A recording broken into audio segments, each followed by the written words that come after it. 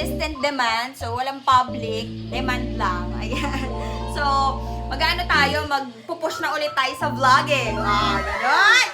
So, dahil magpupush na tayo ulit sa vlogging, dahil sobrang master ko tong gagawin ko ngayon, dahil sa akin nagpaturo si Boy Logro, tsaka yung mga Master Chef edition na yan, ako nag-direct drives. So, magkukuking show tayo! Ganyan!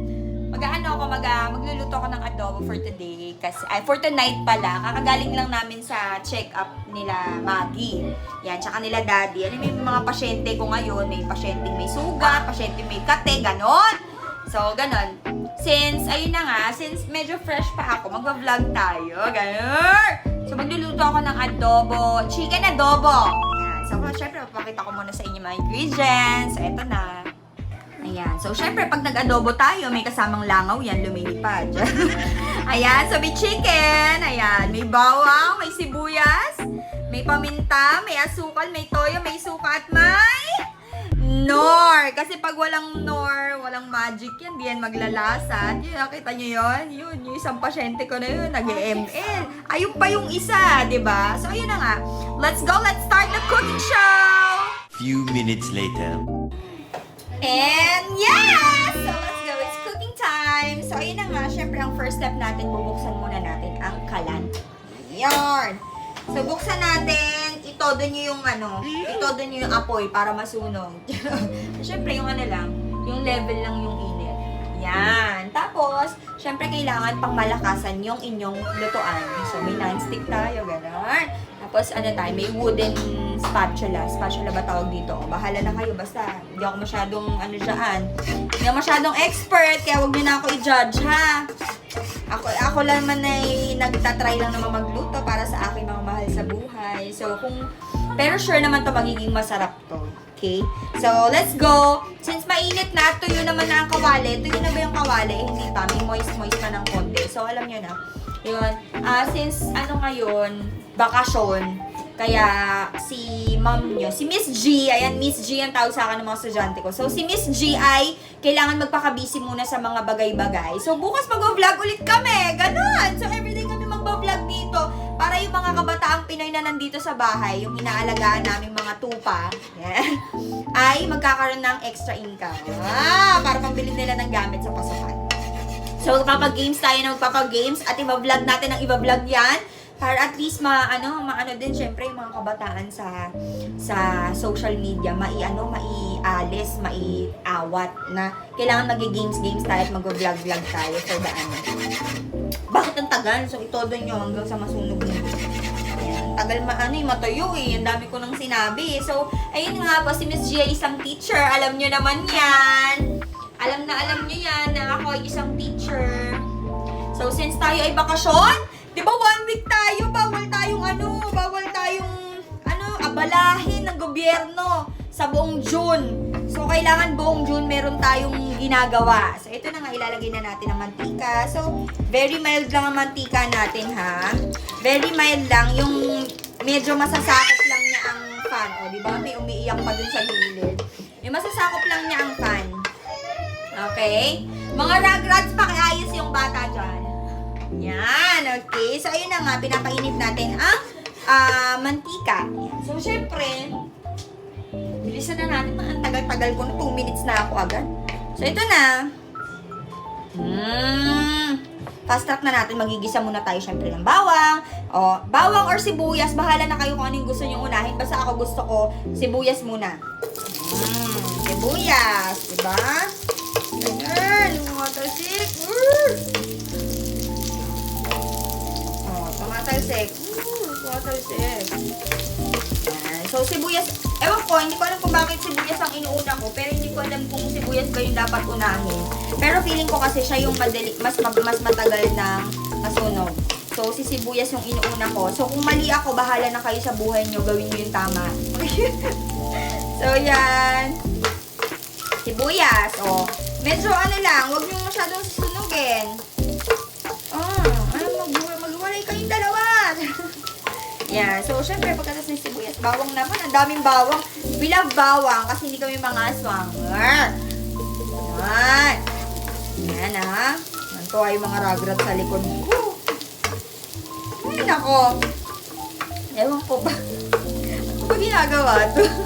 Pwede namang magantay na lang ako, maupo na lang ako doon. Yung asawa ko magluluto. Bakit ba nandito ako ngayon?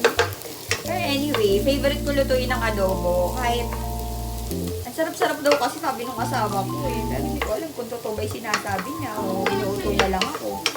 Pero, tingnan natin. Pero masarap, in fairness masarap talaga yung adobo ko. Bukas yung sariling bangko. Yan! So, pagkatapos ng ng sibuyas and bawangs, yan na natin yan. I-fast track na natin yan. Go! Fast forward. Yan.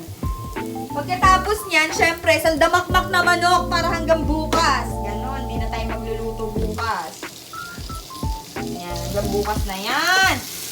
Yan, puro legs para hindi mahirapan, kumain ng mga kids.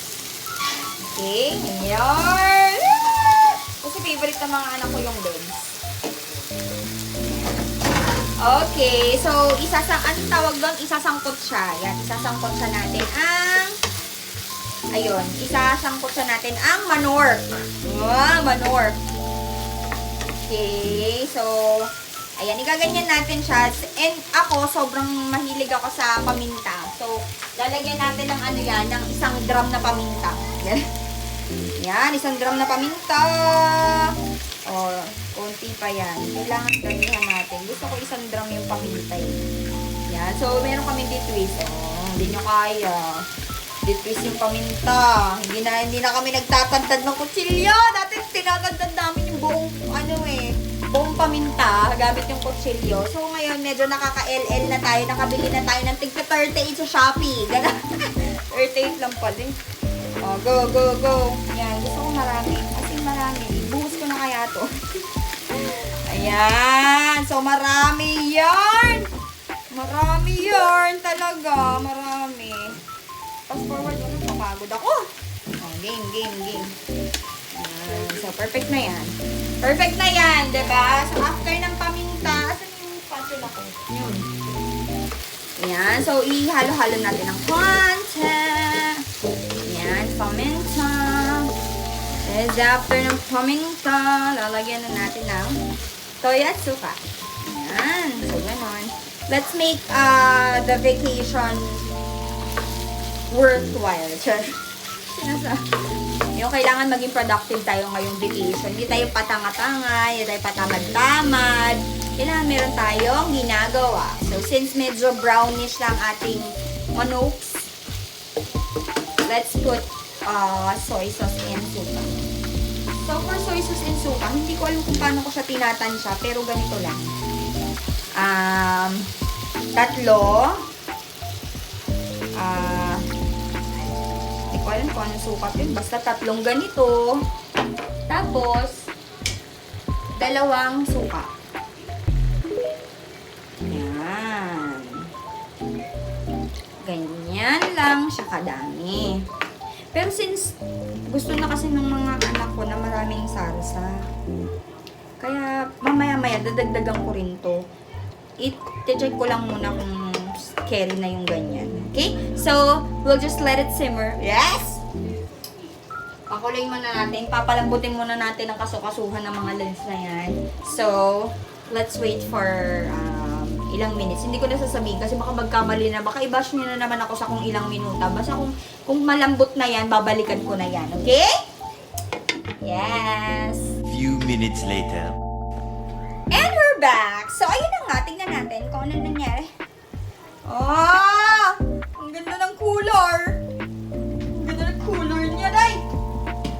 Aray. Ang ganda ng color. So, actually, pwede na yung sarsa niyan. Pwede na yung sarsa na yan. Pero, since yung mga anak ko nga, kahit sarsa ang tawag sa kanya, ginagawa nilang sabaw. Ginagawa nilang nilaga. So, lalagyan natin ng konting water.